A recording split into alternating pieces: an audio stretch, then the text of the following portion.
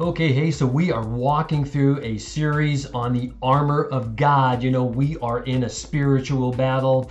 It's happening all around us, and it is that Satan is real. And that our battle is not against flesh and blood, not against people's exteriors, but against the powers of the dark and spiritual world, and that is our battle.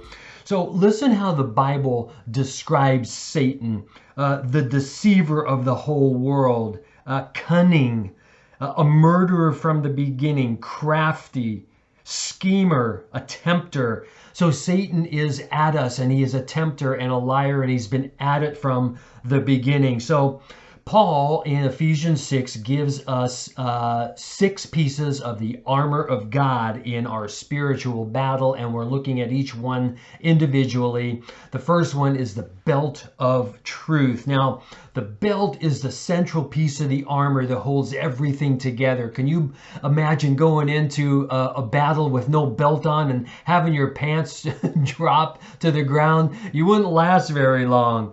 And So it's not hard to believe that Paul would start with truth as the first armor of God, since our battle is against Satan, the liar and the father of lies. Listen to John 8:44. Jesus said, "He was a murderer from the beginning and does not stand in the truth because there is no truth in him.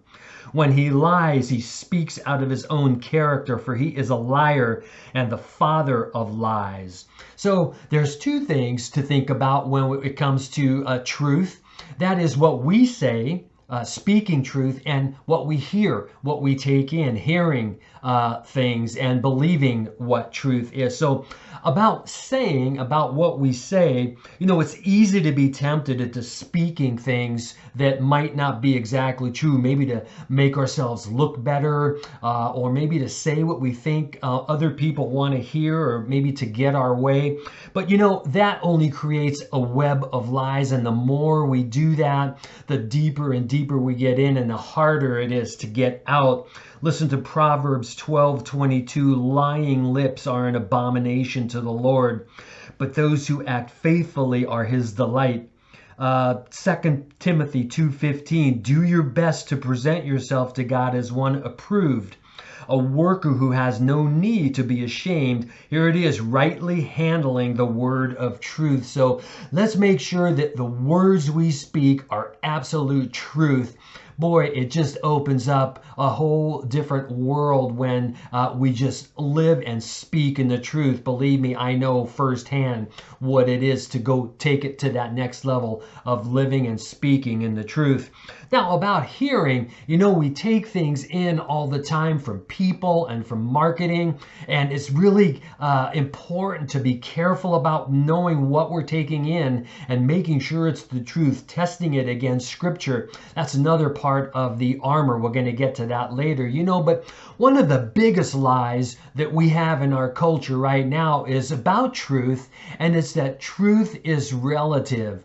Truth is not relative. Truth is God's truth, and it is the only truth there is. Truth is not relative. So that's just one example of how we take in things that are just a lie, and it's the devil, the Satan behind it, perpetrating that.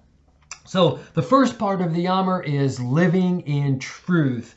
And so be honest with yourself in the next coming days. Think about it. Are you taking in things that are kind of questionable? Are you believing sort of the things that are questionable? Are you saying things that maybe aren't truthful?